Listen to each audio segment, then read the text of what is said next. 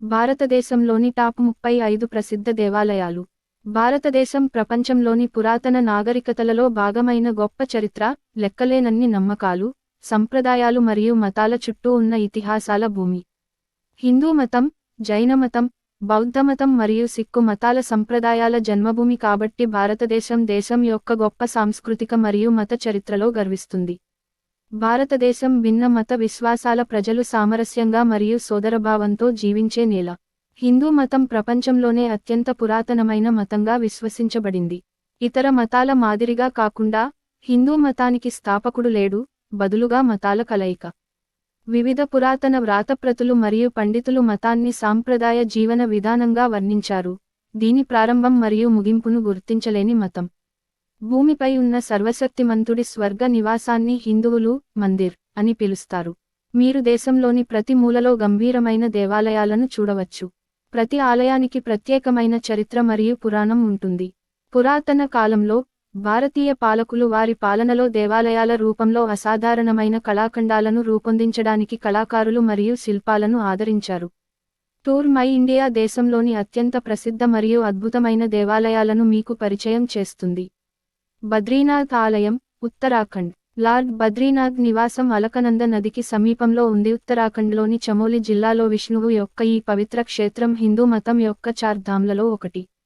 4 చోటా చార్ధామ్ యాత్రా స్థలాలలో ఇది కూడా ఒకటి, తులనాత్మకంగా చిన్న తీర్థయాత్రలు. ఈ ఆలయం విష్ణువు, దివ్య దేశాలు కి అంకితం చేయబడిన 108 దేవాలయాలలో ఒకటి. ఇది 6 నుండి 9వ శతాబ్దంలో ఉనికిలో ఉన్న తమిళ సాధువుల రచనలలో దాని ప్రస్తావనను కనుగొంది. విష్ణువు యొక్క పురాతన నివాసాన్ని ఏప్రిల్ మరియు నవంబర్ నెలల మధ్య మాత్రమే సందర్శించవచ్చు, ఎందుకంటే ఇతర నెలల్లో కఠినమైన వాతావరణ పరిస్థితుల కారణంగా ఆలయం మూసివేయబడుతుంది. ఆలయానికి సంబంధించిన 2 ప్రసిద్ధ పండుగలు.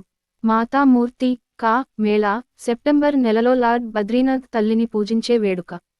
బద్రీ కేదార్ ఉత్సవం, జూన్ నెలలో బద్రీనాథ్ మరియు కేదార్నాథ్ దేవాలయాలలో 8 రోజుల పాటు జరుపుకుంటారు. ఇది ఉత్తరాఖండ్ స్థానిక సంప్రదాయాలపై ప్రజలకు అవగాహన కల్పించడానికి ప్రయత్నిస్తుంది. సూర్య దేవాలయం, ఒడిశా. సూర్య దేవాలయం కోనార్క్ చిన్న పట్టణంలో ఉంది. ఒడిశాలోని పూరీ జిల్లాలో ఉన్ని అద్భుత వాస్తుశిల్పం భారతీయ దేవుడు సూర్యునికి అంకితం చేయబడింది. 7 గుర్రాలు లాగిన అతని రథం ఆకారంలో ఆలయం నిర్మించబడింది. ఈ ఆలయాన్ని 13వ శతాబ్దంలో నరసింహదేవ అనే రాజు నిర్మించారు. ఈ ఆలయానికి అనుబంధంగా ఒక పురాతన పురాణం ఉంది. ఒకసారి శ్రీకృష్ణుడు తన స్వంత కుమారులలో ఒకరిని కుష్టు వ్యాధితో శపించాడు. తపస్సు కోసం అతని కుమారుడు సాంబ 12 ఏళ్లపాటు సూర్యుని పూజించాడు. అతని భక్తికి సంతోషించిన సూర్యుడు అతనికి స్వస్థత చేకూర్చాడు.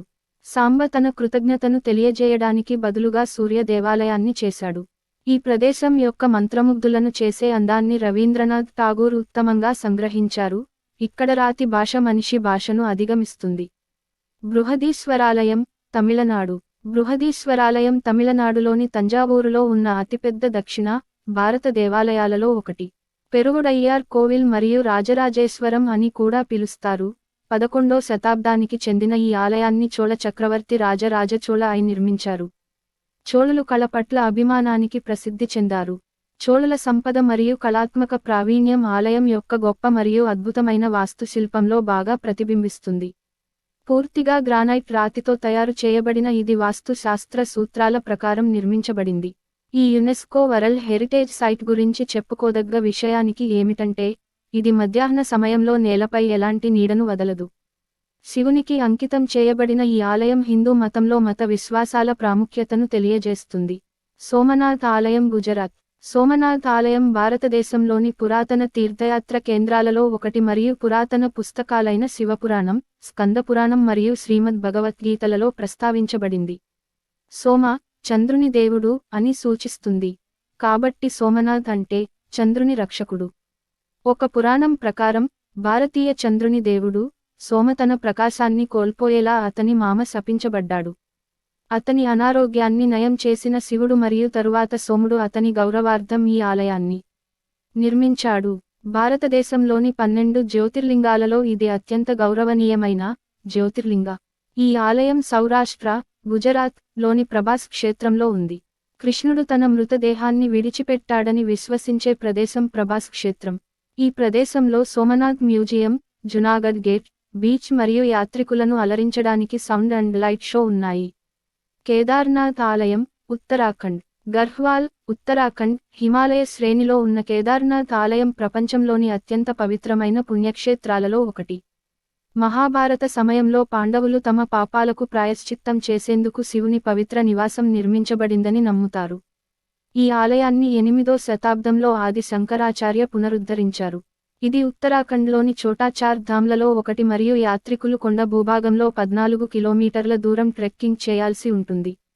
హిమానీనదాలు మరియు మంచుతో కప్పబడిన శిఖరాలతో చుట్టుముట్టబడిన 3583 మీటర్ల ఎత్తులో ఉన్న ఈ ఆలయం తీవ్రమైన వాతావరణ పరిస్థితుల కారణంగా శీతాకాలంలో మూసివేయబడుతుంది. ఆలయం మూసి ఉన్న నెలల్లో శివుని విగ్రహం కూడా. సాంచి స్తూపం, మధ్యప్రదేశ్. చిన్న స్తూపాలు మరియు మఠాల శిథిలాలతో చుట్టుముట్టబడిన సాంచి స్తూపం సాంచిలోని ఒక నిర్మాణ అద్భుతం. ఇది బుద్ధ భగవానుడి అవశేషాలను కలిగి ఉందని నమ్ముతారు. గ్రేట్ స్తూపం అని కూడా పిలుస్తారు. భారతదేశంలోని ఈ ప్రసిద్ధ పుణ్యక్షేత్రం 3వ శతాబ్దం బక్లో భారతీయ చక్రవర్తి అశోకచే నిర్మించబడింది. దేశంలోని పురాతన రాతి శిల్పంగా ఈ యునెస్కో ప్రపంచ వారసత్వ ప్రదేశం సంపన్నమైన మౌర్యుల శకంలో మిమ్మల్ని వెనక్కి తీసుకువెళుతుంది. స్తూపం చుట్టూ 4 సంక్లిష్టంగా రూపొందించబడిన గేట్వేలు తోరణాలు అని పిలుస్తారు. ప్రతి ఒక్కటి ప్రేమ, శాంతి, ధైర్యం మరియు విశ్వాసం అనే 4 భావోద్వేగాలకు ప్రతీక. రామనాథస్వామి ఆలయం, తమిళనాడు. రామేశ్వరం తమిళనాడులోని ఒక చిన్న ద్వీప పట్టణం. ఇది హిందువుల పవిత్రమైన చార్ ధామ్లలో ఒకటి. పురాణాల ప్రకారం రాముడు తన భార్య సీతతో కలిసి బ్రాహ్మణుడైన రావణుని రాక్షసరాజును ఓడించిన తరువాత ఈ ద్వీపం ఒడ్డుకు వచ్చాడు. బ్రాహ్మణుడిని చంపినందుకు ప్రాయశ్చిత్తం కోసం రాముడు శివుడిని ప్రార్థించాలనుకున్నాడు. కైలాసానికి వెళ్లి శివలింగాన్ని తీసుకురావాలని హనుమంతుడిని కోరాడు. ఈలోగా సీతాదేవి చిన్న లింగాన్ని తయారు చేసింది. సీతాదేవి చేసిన దానిని రామలింగం అని, హనుమంతుడు తెచ్చిన దానిని విశ్వలింగం అని అంటారు. శ్రీరాముని సూచనల మేరకు ఈనాటికి రామలింగం ముందు విశ్వలింగాన్ని పూజించాలి. వైష్ణోదేవి ఆలయం, జమ్మూ మరియు కాశ్మీర్. హిందూ యాత్రికుల కోసం అత్యంత పవిత్రమైన ప్రదేశాలలో ఒకటి. వైష్ణోదేవి ఆలయం జమ్మూ మరియు కాశ్మీర్లోని త్రికూట పర్వతం మీద ఉంది. పురాణాల ప్రకారం వైష్ణోదేవి యువతి వేషంలో వైష్ణవిని ఒక నల్ల మాంత్రికుడు భైరోనాథ్ వెంబడించాడు. తనను పెళ్లి చేసుకోవాలని ఆమెను వేధిస్తున్నాడు. అతని నుండి తప్పించుకోవడానికి ఆమె పర్వతాలకు పారిపోయింది. కానీ అతను అక్కడ కూడా ఆమెను అనుసరించాడు.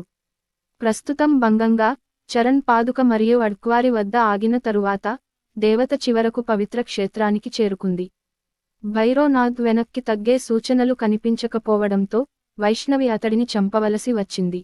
ఆమె అతనిని గుహ ముఖద్వారం వద్ద నరికి చంపింది మరియు అతని తల సుదూర కొండపై పడింది. తన తప్పు తెలుసుకున్న భైరోనాథ్ ఆమెను క్షమించమని వేడుకున్నాడు. అతనిపై జాలిపడి దేవత అతనికి పుణ్యక్షేత్రానికి తీర్థయాత్ర చేసే ఎవరైనా భైరోనాథ్ ఆలయాన్ని కూడా సందర్శించవలసి ఉంటుందని, అప్పుడే ప్రయాణం పూర్తవుతుందని వరం ప్రసాదించిం. శక్తి, వినయం మరియు దయ యొక్క గొప్ప దేవత నుండి ఆశీర్వాదం కోసం ప్రతి సంవత్సరం వేలాది మంది భక్తులు ఈ క్షేత్రాన్ని సందర్శిస్తారు. వైష్ణోదేవి ఆలయం, జమ్మూ మరియు సిద్ధివినాయక దేవాలయం, మహారాష్ట్ర. ముంబైలోని ప్రభాదేవిలో ఉన్న సిద్ధివినాయక దేవాలయం మహారాష్ట్రలోని 8 గణేశ దేవాలయాలలో ఒకటి. భారతదేశంలోని అత్యంత ధనిక దేవాలయాలలో ఇది కూడా ఒకటి. గణేశుడు ఆలయం యొక్క అత్యున్నత దైవం, జీవితంలో కొత్తదాన్ని ప్రారంభించే ముందు ఎల్లప్పుడూ పూజించబడే మొదటి వ్యక్తి. అందుకే అతన్ని విఘ్నహర్త, అవరోధాలను తొలగించేవాడు అని కూడా పిలుస్తారు. మందిరం యొక్క చెక్క తలుపులపై గణపతి, అష్టవినాయకుడు యొక్క 8 ముద్రలు చెక్కబడ్డాయి. సిద్ధివినాయకుని ఆలయంలో గణేశుడి 8 చిత్రాలలో ఒకటి ఉంటుంది. ఇతర విభిన్న చిత్రాలు మహారాష్ట్రలో ఉన్న 7 దేవాలయాలలో విస్తరించి ఉన్నాయి. ఈ ఆలయాన్ని సంవత్సరంలో అన్ని రోజులు భక్తులు సందర్శిస్తారు. అయితే మంగళవారమే అత్యధిక సంఖ్యలో ప్రజలు భగవంతుని అదృష్టం కోసం ప్రార్థించటానికి వచ్చే రోజు. గంగోత్రి ఆలయం, ఉత్తరాఖండ్. ఉత్తరాఖండ్లోని ఉత్తరకాశీ జిల్లాలోని హిమాలయ శ్రేణుల మధ్య ఉన్న గంగోత్రి ఆలయం ఛోటా చార్ ధామ్ యాత్రలో భాగం. మహిమాన్వితమైన చరిత్ర కారణంగా ఈ ఆలయానికి ఎంతో ప్రాముఖ్యత ఉంది. పురాణాల ప్రకారం భగీరథుడు తన పూర్వీకులను శాపం నుండి విముక్తి చేయడానికి స్వర్గం నుండి భూమిపైకి రావడానికి గంగామాతను ప్రసన్నం చేసుకోవడానికి 1000 ఏళ్లపాటు కఠినమైన తపస్సు చేశాడు. అతని హృదయపూర్వక భక్తికి సంతోషించిన గంగామాత భూమిపైకి రావడానికి అంగీకరించింది. కాని ఆమె భూమిపైకి దిగడానికి సహాయం చేయమని శివుడిని ఒప్పించమని కోరింది, లేకపోతే మొత్తం గ్రహం తనను నిలబెట్టుకోదు. భగీరథుని ప్రార్థనలకు సంతోషించిన తరువాత శివుడు అతని కోరికను మన్నించి గంగామాతను తన జుట్టు తాళాలలో నిలబెట్టాడు. ఈ ఆలయం శివుని తాళాల నుండి పవిత్ర గంగా నది ఉద్భవించిందని సూచిస్తుంది. గంగోత్రి పవిత్ర దేవాలయం అక్షయ తృతీయ నాడు తెరుచుకుంటుంది, సాధారణంగా ఏప్రిల్ లేదా మే నెలల్లో వస్తుంది. ఈ సందర్భంగా 20 కిలోమీటర్ల దూరంలో ఉన్న ముఖ్యమత ఆలయం, ఆమె శీతాకాలపు నివాసం నుండి గంగామా విగ్రహాన్ని తిరిగి తీసుకువస్తారు. దీపావళి నాడు ప్రతి సంవత్సరం మా గంగ మళ్లీ ముఖ్యమత ఆలయానికి వెళుతుంది. గోల్డెన్ టెంపుల్, పంజాబ్ దర్బార్ సాహిబ్ లేదా గోల్డెన్ టెంపుల్ అని కూడా పిలువబడే శ్రీ హర్మందిర్ సాహిబ్ సిక్కు మతాన్ని అనుసరించే ప్రజల కోసం పంజాబ్లోని అమృత్సర్లో అత్యంత పవిత్రమైన తీర్థయాత్ర. సార్వత్రిక సౌభ్రాతృత్వం మరియు సమానత్వం అనే విలువలపై ఈ ఆలయం నిర్మించబడింది. 4 తలుపులు 4 ప్రముఖ దిశలలో తెరుచుకుంటాయి, మతపరమైన మరియు ఆధ్యాత్మిక సంతృప్తిని పొందేందుకు ఏ విశ్వాసం లేదా జాతి నుండి వచ్చిన వ్యక్తులను స్వాగతిస్తాయి. దాని గంభీరమైన వాస్తుశిల్పం కోసం గౌరవించబడిన ఈ నిర్మాణం తక్షణ పరిసరాల కంటే తక్కువ స్థాయిలో నిర్మించబడింది, ఇది వినయం యొక్క విలువను సూచిస్తుంది. సిక్కుల పవిత్ర గ్రంథం గురు గ్రంథ్ సాహిబ్, అది పూర్తయిన తర్వాత మొదట శ్రీ హర్మందిర్ సాహిబ్లో ఉంచబడింది. కాశీ విశ్వనాథ దేవాలయం, ఉత్తరప్రదేశ్ ప్రపంచంలోని పురాతన నగరమైన వారణాసిలో ఉన్న కాశీ విశ్వనాథ దేవాలయం భారతదేశంలో అత్యధికంగా సందర్శించే దేవాలయాలలో ఒకటి. భారతదేశంలో ఉన్న 12 జ్యోతిర్లింగాలలో ఇది అత్యంత పూజ్యమైనది. ఈ ఆలయం గంగా నది పశ్చిమ ఒడ్డున సర్వశక్తిమంతంగా ఉంది మరియు మానవాళికి జీవితం మరియు మరణం యొక్క నిజమైన అర్థాన్ని బోధిస్తుంది. కాశీ విశ్వనాథ ఆలయాన్ని ఒక్కసారి సందర్శించడం శివుని ఇతర 11 జ్యోతిర్లింగాల సందర్శనతో సమానం. ఈ స్వర్గపు నివాసాన్ని ఆదిశంకరాచార్య, స్వామి వివేకానంద, గోస్వామి తులసీదాస్, గురునానక్ వంటి అనేక మంది ప్రముఖులు సందర్శిస్తారు. ఈ పవిత్ర ఆలయాన్ని సందర్శించడం మోక్షం, ఆత్మ యొక్క అంతిమ విముక్తి పొందే మార్గాలలో ఒకటిగా నమ్ముతారు. శ్రీ జగన్నాథ దేవాలయం, ఒడిశా 12వ శతాబ్దంలో నిర్మించిన జగన్నాథ దేవాలయం ఒరిస్సాలోని పూరిలో ఉంది మరియు దీనిని జగన్నాథ్ పూరి అని పిలుస్తారు. శ్రీకృష్ణునికి అంకితం చేయబడిన ఈ ఆలయం భారతదేశంలోని 4 ధామ్లలో ఒకటి. ప్రధాన ఆలయం లోపల కృష్ణుడు, జగన్నాథుడు విగ్రహం మధ్యలో బలభద్రుడు మరియు సుభద్రదేవి విగ్రహాలు ఉంచబడ్డాయి. హిందువులు కానివారు ఆలయ ప్రాంగణంలోకి ప్రవేశించలేరు. వారు ఆలయానికి ఎదురుగా ఉన్న రఘునందన్ లైబ్రరీ పైకప్పు నుండి ఈ అద్భుతమైన ఆలయాన్ని చక్కగా చూడవచ్చు. వార్షిక మరియు ప్రపంచ ప్రసిద్ధ రథయాత్ర బలభద్ర మరియు సుభద్ర రథాలపై ప్రయాణించే జగన్నాథుని మంచి సంగ్రహావలోకనం పొందే అవకాశం లభిస్తుంది. వేలాది మంది ప్రజలు పవిత్ర రథాన్ని లాగడం యాత్రను విలువైన దృశ్యంగా మారుస్తుంది. యమునోత్రి ఆలయం, ఉత్తరాఖండ్ యమునోత్రి దేవాలయం 19వ శతాబ్దంలో ఉత్తరాఖండ్లోని ఉత్తరకాశీ జిల్లాలో నిర్మించబడింది మరియు ప్రకృతి వైపరీత్యాల వల్ల కలిగే నష్టాల కారణంగా 2 సార్లు పాడైపోయి పునర్నిర్మించబడింది. భారతదేశంలోని 2వ పవిత్ర నది అయిన యమునా నదికి అంకితం చేయబడిన ఈ ఆలయం 4 చోట చార్ధామ్ యాత్రలో భాగంగా కూడా ఉంది. 3291 మీటర్ల ఎత్తులో ఉన్న తల్లి యమునా మందిరంలో నల్ల పాలరాతితో అమ్మవారి విగ్రహం ఉంది. ఆలయం అక్షయ తృతీయ రోజున తెరిచి దీపావళి మరుసటి రోజు మూసివేయబడుతుంది. చలికాలంలో తల్లి యమునా విగ్రహాన్ని సమీపంలోని కర్సాలి గ్రామానికి తరలిస్తారు. యమునోత్రి దేవాలయం చుట్టుపక్కల ప్రాంతాలకు మోటారు రోడ్లు లేవు, కాబట్టి కాలినడకన చేరుకోవాలి.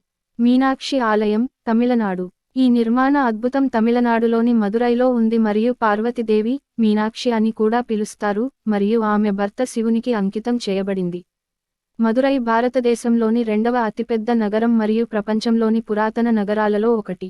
ఆలయంలో ఉన్న గోల్డెన్ లోటస్ ట్యాంక్లో స్నానం చేయడం శుభప్రదంగా పరిగణించబడుతుంది మరియు సాధారణంగా దేవుడు మరియు దేవత యొక్క ప్రధాన మందిరాన్ని సందర్శించే ముందు తీసుకుంటారు. పురాణాల ప్రకారం ఈ చెరువు శివునిచే సృష్టించబడింది మరియు ఆలయం కంటే పురాతనమైనది. ఆలయంలో 985 స్తంభాలు ఉన్నాయి. ప్రతి స్తంభం విలక్షణమైన బొమ్మలతో చెక్కబడి ఉంటుంది. 12వ శతాబ్దపు రంగుల దేవాలయం, new 7 wonders of the world 30 నామినీలలో ఒకటి. అమర్నాథ్ గుహ దేవాలయం, జమ్మూ కాశ్మీర్ అమర్నాథ్ పవిత్ర గుహ జమ్మూ కాశ్మీర్ కేంద్రపాలిత ప్రాంతంలో 3888 మీటర్ల ఎత్తులో ఉంది. మంచుతో కప్పబడిన పర్వతాలతో కప్పబడిన ఈ గుహ సంవత్సరంలో చాలా వరకు మంచుతో కప్పబడి ఉంటుంది. వేసవి కాలంలో జూన్ మరియు ఆగస్టు నెలల మధ్య ఇది అందుబాటులోకి వస్తుంది మరియు అందువల్ల యాత్రికుల కోసం తెరవబడుతుంది. ఈ గుహ 5000 సంవత్సరాల నాటిదని భావిస్తున్నారు.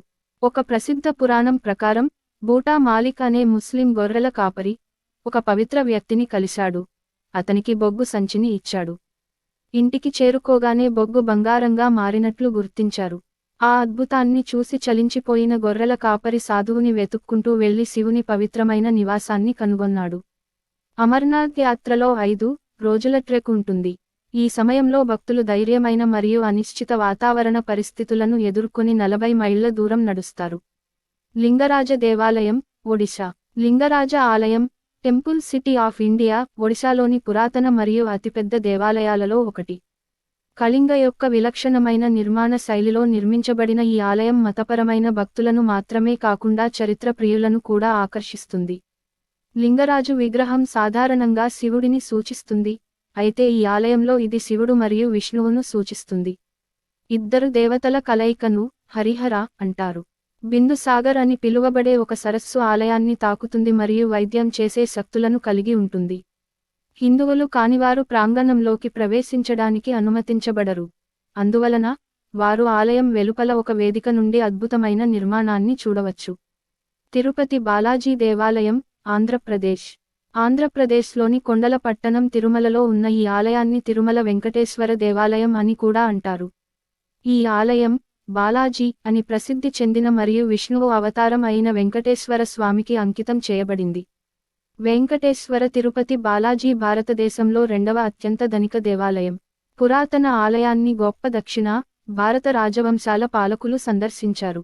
ఈ ఆలయం అనేక పండుగలను జరుపుకుంటుంది. వాటిలో అత్యంత ప్రసిద్ధమైన బ్రహ్మోత్సవం, సాలకట్ల బ్రహ్మోత్సవం అని కూడా పిలుస్తారు. ఇది 9 రోజుల పాటు కొనసాగుతుంది మరియు వేలాది మంది భక్తులను చూస్తుంది.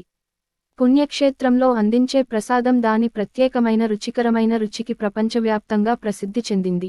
మతపరమైన ఆచారంగా ప్రజలు ఇక్కడ పెద్ద సంఖ్యలో తలలు కొట్టుకుంటారు, తద్వారా ప్రతి సంవత్సరం సుమారు 6 మిలియన్ US$ వెంట్రుకల వేలం ద్వారా సంపాదిస్తారు. కాంచీపురం దేవాలయాలు, తమిళనాడు. 1000 దేవాలయాల నగరం కాంచీపురం, తమిళనాడు భారతదేశంలోని 7 పవిత్ర ప్రదేశాలలో ఒకటి. ఇక్కడ ప్రజలు హిందూ మతం ప్రకారం మోక్షాన్ని పొందవచ్చు. కాంచీపురంలోని ప్రతి ఆలయం వాస్తుశిల్పంలోని ఆకర్షణీయమైన అంశం. కంచిలోని అత్యంత గౌరవనీయమైన దేవాలయాలలో 3 ప్రధాన ఆలయాలు క్రింద పేర్కొనబడ్డాయి. కామాక్షి అమ్మన్ ఆలయం, పార్వతీదేవి యొక్క స్వరూపాలలో కామాక్షి దేవి ఒకటి. నిలబడి ఉన్న ఆమె ఇతర విగ్రహాల మాదిరిగా కాకుండా కామాక్షి ఆలయంలోని మంత్రముగ్ధులను చేసే విగ్రహం పద్మాసనంలో కూర్చుని ఉంది, ఇది యోగిక కూర్చున్న భంగిమ. ఏకాంబరేశ్వర ఆలయం, కాంచీపురంలోని అన్ని దేవాలయాలలో ఈ శివాలయం కూడా పెద్దది. ఏకాంబరేశ్వర ఆలయంలోని ప్రధాన లింగం ఇసుకతో తయారు చేయబడింది మరియు పార్వతీదేవి స్వయంగా నిర్మించిందని నమ్ముతారు. వరదరాజ పెరుమాళ్ ఆలయం, ఇది విష్ణువు యొక్క 108 దేవాలయాలలో ఒకటి. దివ్య దేశాలు. ఈ ఆలయాన్ని కామాక్షి మరియు ఏకాంబరేశ్వర ఆలయాలను కలిపి ముమూర్తివాసం అని పిలుస్తారు, అంటే ముగ్గురి నివాసం. ఖజురహో దేవాలయం, మధ్యప్రదేశ్. ఖజురహో అనేది మధ్యప్రదేశ్ రాష్ట్రంలోని ఒక పట్టణం. ఇందులో 10 నుండి 12వ శతాబ్దాల మధ్య నిర్మించిన అనేక దేవాలయాలు ఉన్నాయి. 20 చదరపు కిలోమీటర్ల విస్తీర్ణంలో విస్తరించి ఉన్న ఈ పట్టణంలోని స్మారక చిహ్నాలు యునెస్కో ప్రపంచ వారసత్వ ప్రదేశాలలో భాగంగా ఉన్నాయి. దేవాలయాలు ఇసుకరాయితో నిర్మించబడ్డాయి మరియు హిందూ మతం మరియు జైన మతాల దేవతలకు అంకితం చేయబడ్డాయి. శృంగార కోరికల కోసం దేవాలయాలు ప్రపంచవ్యాప్తంగా ప్రసిద్ధి చెందాయి. ఇది జీవితంలోని రోజువారీ పనులను వర్ణించే ఇతర కోరికలతో పాటు చూడవచ్చు. ఈ ప్రాంతంలో 75 దేవాలయాలు ఉన్నాయని నమ్ముతారు, అయితే ప్రస్తుతం 20 మాత్రమే ఉన్నాయి. ఆలయాలు 3 మండలాలుగా విభజించబడ్డాయి, తూర్పు, పశ్చిమ మరియు దక్షిణ. పశ్చిమ మండలంలో అత్యంత ప్రసిద్ధ దేవాలయాలు ఉన్నాయి. ఖజురహోలోని అతిపెద్ద దేవాలయం, కందారియా మహాదేవ ఆలయం, ఈ జోన్ పరిధిలోకి వస్తుంది. భారతదేశంలోని శాస్త్రీయ నృత్య రూపాలను ఉత్సవంగా జరుపుకునే వార్షిక ఖజురహో డ్యాన్స్ ఫెస్టివల్, ప్రతి సంవత్సరం ఫిబ్రవరి మొదటి వారంలో చిత్రగుప్త లేదా విశ్వనాథ్ దేవాలయం నేపథ్యంలో జరుగుతుంది. విరూపాక్ష దేవాలయం, కర్ణాటక. 7వ శతాబ్దంలో నిర్మింపబడిన ఈ ఆలయం ఉనికిలోకి వచ్చినప్పటి నుండి పనిచేస్తున్న దేవాలయంగా ప్రసిద్ధి చెందింది. హంపి గ్రామంలో ఉన్న ఇది హంపిలోని అనేక ఇతర దేవాలయాలలో అత్యంత ప్రసిద్ధ దేవాలయాలలో ఒకటి. హంపిలోని అన్ని వారసత్వ ప్రదేశాలు గుర్తించబడ్డాయి మరియు యునెస్కో ప్రపంచ వారసత్వ ప్రదేశాలలో భాగంగా ఉన్నాయి. శివుని పుణ్యక్షేత్రం, విరూపాక్ష దేవాలయం చాలా ముఖ్యమైన ధార్మిక కేంద్రం మరియు ప్రసిద్ధ పర్యాటక కేంద్రం. కాలక్రమేణా తీర్థయాత్ర కేంద్రం విస్తృతమైంది. విరూపాక్ష రూపంలో ఉన్న శివుడు స్థానిక దేవత పంపా యొక్క భార్య, అందుకే ఈ ఆలయాన్ని పంపాపతి ఆలయం అని కూడా పిలుస్తారు. ఈ జంట నిశ్చితార్థం మరియు వివాహాన్ని జరుపుకునే అనేక పండుగలు ఆలయంలో జరుగుతాయి. అక్షరధామ్ ఆలయం, ఢిల్లీ. వాస్తు శాస్త్రం మరియు పాంచరాత్ర శాస్త్ర సూత్రాలపై నిర్మించబడిన ఈ ఆలయం ఢిల్లీలోని యమునా నది ఒడ్డున ఉంది. ఆలయం యొక్క ప్రామాణికత పురాతన భారతీయ వాస్తుశిల్పం మరియు ఈ ప్రదేశం యొక్క ఆధ్యాత్మికతతో సారూప్యతతో ప్రతిబింబిస్తుంది. ఈ ఆలయ ప్రధాన దేవుడు విష్ణువు అవతారమైన స్వామినారాయణుడు. 11 అడుగుల విగ్రహం ఆలయ మధ్య గోపురం క్రింద ఉంది. ఈ నిర్మాణం రాజస్థానీ గులాబీ రాయి మరియు ఇటాలియన్ కర్రారా పాలరాయితో నిర్మించబడింది. అక్షరధామ్ యొక్క అద్భుతమైన ఆలయం అందంగా అమర్చబడిన లైటింగ్ ఏర్పాట్లతో రాత్రి సమయంలో మరింత అద్భుతంగా కనిపిస్తుంది. ఎగ్జిబిషన్లు, చలనచిత్రాలు, విగ్రహాలు మరియు బోట్ రైడ్ వంటి అనేక కార్యకలాపాలు మరియు ఈవెంట్లు ఉన్నాయి. దీని ద్వారా స్వామినారాయణ శాఖ మరియు దాని స్థాపకుడి చరిత్ర మరియు తత్వశాస్త్రం గురించి సమాచారం సందర్శకులకు అందించబడుతుంది. సాయంత్రం జరిగే లైట్ అండ్ మ్యూజిక్ షో ఆలయంలో అత్యంత ఆకర్షణీయమైన అంశం. శ్రీ దిగంబర్ జైన్ లాల్ మందిర్, ఢిల్లీ. 1656లో మొఘల్ చక్రవర్తి షాజహాన్ హయాంలో నిర్మించబడిన శ్రీ దిగంబర్ జైన్ లాల్ మందిర్ ఢిల్లీలోని పురాతన జైన దేవాలయం. 23వ తీర్థంకరుడైన పరశ్వనాథుని గౌరవార్థం ఈ ఆలయం ఎర్ర ఇసుకరాయితో నిర్మించబడింది. ఎర్రకోట మీదుగా నిలబడి, ఆలయంలో వివిధ జాతులకు వేర్వేరు వార్డులు, పరిశోధనా ప్రయోగశాల మరియు ఇంటెన్సివ్ కేర్ యూనిట్ ఉన్న ఒక స్వచ్ఛంద పక్షుల ఆసుపత్రి ఉంది. ఈ ఆసుపత్రి 1956లో స్థాపించబడింది మరియు జైనమతం యొక్క ప్రాథమిక సూత్రాలలో ఒకదానిని ఉదాహరణగా చూపుతుంది. ఇది అన్ని జీవులకు, ఎంత చిన్నదైనా లేదా చిన్నదైనా సరే, స్వాతంత్ర్య హక్కును కలిగి ఉంటుందని పేర్కొంది. గోమటేశ్వర దేవాలయం, కర్ణాటక.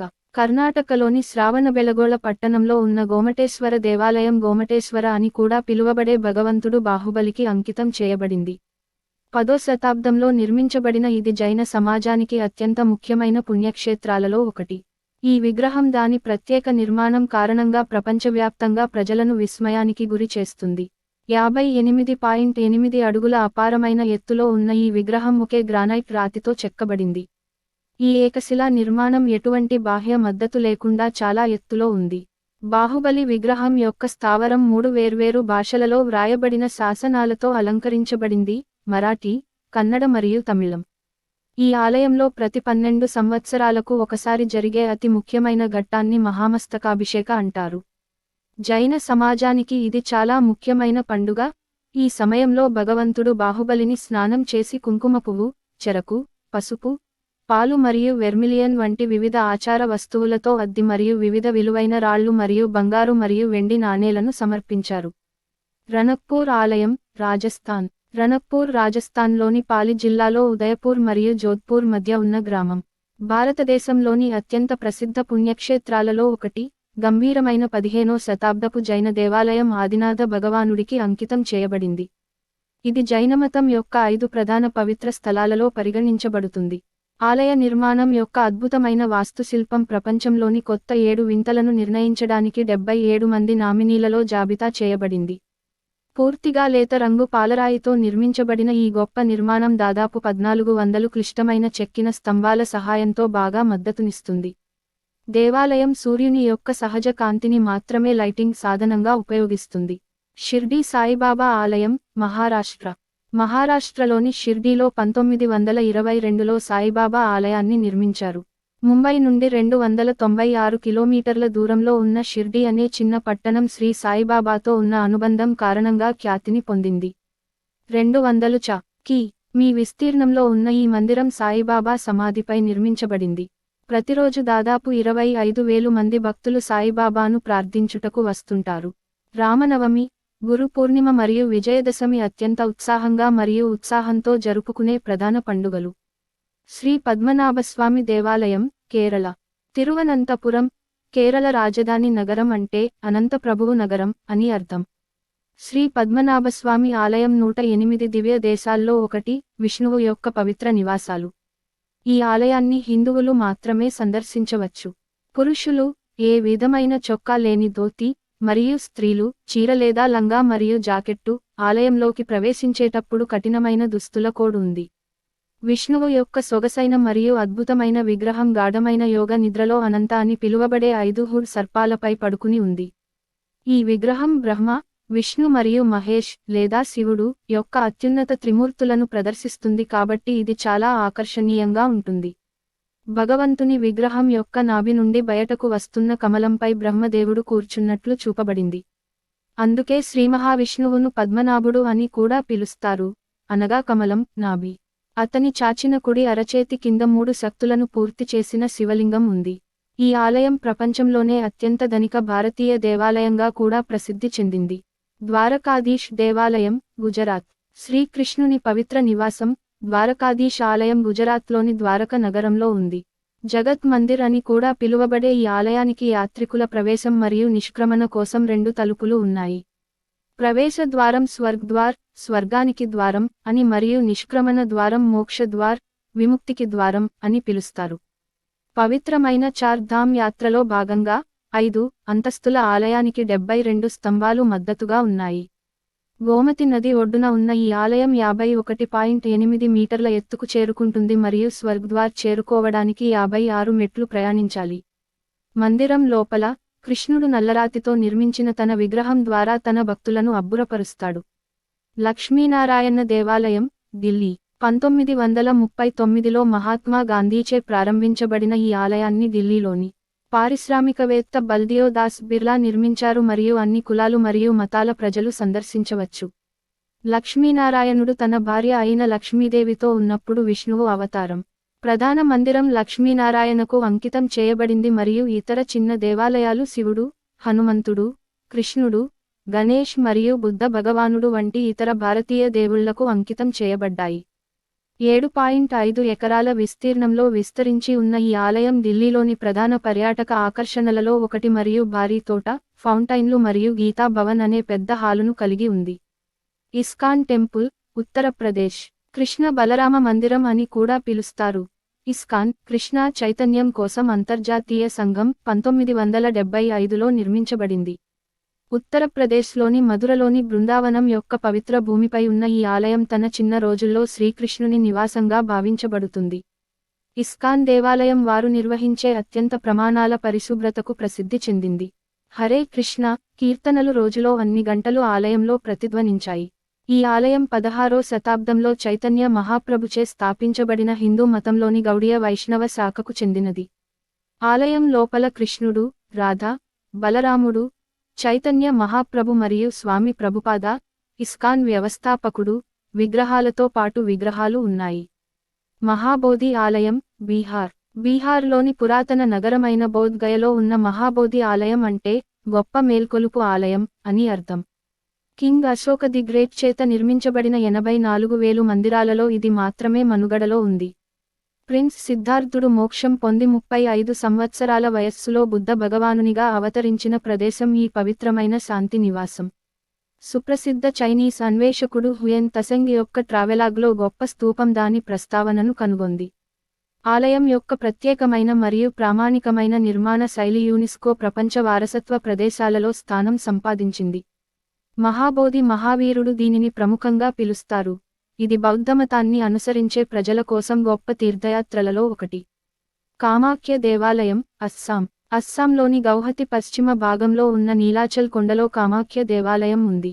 కాళికా పురాణం ప్రకారం సతీదేవి యొక్క 4 ప్రాథమిక శక్తి పీఠాలలో కామాఖ్య ఆలయం ఒకటి. ఇది తంత్ర పూజల కేంద్రంగా కూడా ఉంది.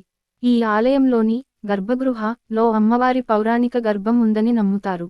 స్త్రీత్వాన్ని జరుపుకునే ప్రత్యేక దేవాలయంగా దేశవ్యాప్తంగా ప్రసిద్ధి చెందిన ఈ ఆలయానికి సమీపంలో ఉన్న బ్రహ్మపుత్ర నది ప్రతి సంవత్సరం జూన్ నెలలో ఎరుపు రంగులోకి మారుతుంది. స్త్రీకి జన్మనిచ్చే శక్తిగా జరుపుకునే ఈ కాలంలో అమ్మవారికి ఋతుక్రమం వస్తుందని నమ్ముతారు. నీలకంఠ మహాదేవ్ ఆలయం, Uttarakhand hill town of Rishikesh లోయలలో నిర్మించబడిన నీలకంఠ మహాదేవ్ ఆలయం, శివుని అవతారమైన నీలకంఠకు అంకితం చేయబడిన ప్రముఖ హిందూ తీర్థయాత్రలలో ఒకటి. పురాణాల ప్రకారం సముద్ర మంథన్ సమయంలో దేవతలు మరియు అసురులు, రాక్షసులు అమరత్వం అనే పానకం కోసం పోరాడారు. ప్రపంచాన్ని ప్రళయం నుండి రక్షించడానికి శివుడు దానితో వచ్చిన విషాన్ని తాగాడు. తద్వారా నీలకంఠ మహాదేవ్ ఆలయ నిర్మాణానికి దారితీసిన స్థలాన్ని గుర్తించాడు. ముక్తేశ్వర దేవాలయం, ఒడిశా 10వ శతాబ్దంలో నిర్మించబడిన ముక్తేశ్వర ఆలయం ఆధ్యాత్మిక స్వాతంత్ర్యానికి ప్రభువు అయిన శివునికి అంకితం చేయబడింది. అంటే జీవిత మరియు మరణ చక్రం నుండి విముక్తి. ప్రయోగాత్మకమైన ఆలయ నిర్మాణ శైలి కారణంగా ఈ ఆలయానికి ఒడిషా ఆర్కిటెక్చర్ రత్నం అనే బిరుదు వచ్చింది. ఆలయ గోడలను అందంగా చెక్కిన బొమ్మలు అలంకరిస్తాయి. బౌద్ధ గ్రంథాలను వర్ణించే అద్భుతమైన వంపుతో కూడిన గేట్వే ఈ దేవాలయం గురించి ఎక్కువగా మాట్లాడుకునే అంశం. ఒడిశా టూరిజం డిపార్ట్మెంట్ ముక్తేశ్వర్ గ్యాన్స్ ఫెస్టివల్ను నిర్వహిస్తుంది. ఇది భారీ ప్రేక్షకులను ఆకర్షిస్తుంది మరియు ప్రతి సంవత్సరం జనవరి 14 నుండి జనవరి 16 వరకు జరుగుతుంది. శ్రీ రంగనాథస్వామి దేవాలయం, కర్ణాటక కర్ణాటకలోని శ్రీరంగం నగరంలో ఉన్న శ్రీ రంగనాథస్వామి దేవాలయం ప్రపంచంలోనే అతి పెద్దది. ఇది క్రీ. శ. 984లో స్థానిక అధిపతిచే ప్రతిష్ఠింపబడింది. గర్భగుడిలో రాగనాథ అని పిలువబడే విష్ణువు యొక్క శయన రూపం ఉంది. విష్ణువు తన పాముపై పడుకుని, ఆదిశేషుడు తన పాదాల వద్ద లక్ష్మీదేవితో దాని 7 గుళికల ద్వారా ఏర్పడిన పందిరి క్రింద ఉన్నాడు. పంచరంగ క్షేత్రం అని పిలువబడే 5 అత్యంత పవిత్రమైన పూజా స్థలాలలో ఈ ఆలయం ఒకటి. భారతదేశం మరియు ఆధ్యాత్మికత మరియు మతం యొక్క వివిధ అంశాలను అర్థం చేసుకోవడానికి దేవాలయాలతో తన ప్రయాణాన్ని ప్రారంభించాలి. జీవితం మరియు మరణం యొక్క సంక్లిష్టతను సరళీకృతం చేసే వేలాది ఇతిహాసాలు భారతీయ దేవాలయాల గోడలపై వినవచ్చు మరియు చూడవచ్చు. గొప్ప జ్ఞానం, మోక్షం యొక్క రహస్య మార్గం మరియు శక్తివంతమైన సాంస్కృతిక విశ్వాసాలు ఉన్న దేశంలో దారితప్పిపోతున్నట్లు ఊహించుకోండి. అది భారతదేశం వంటి దేశంలో ఉన్నట్లు అనిపిస్తుంది.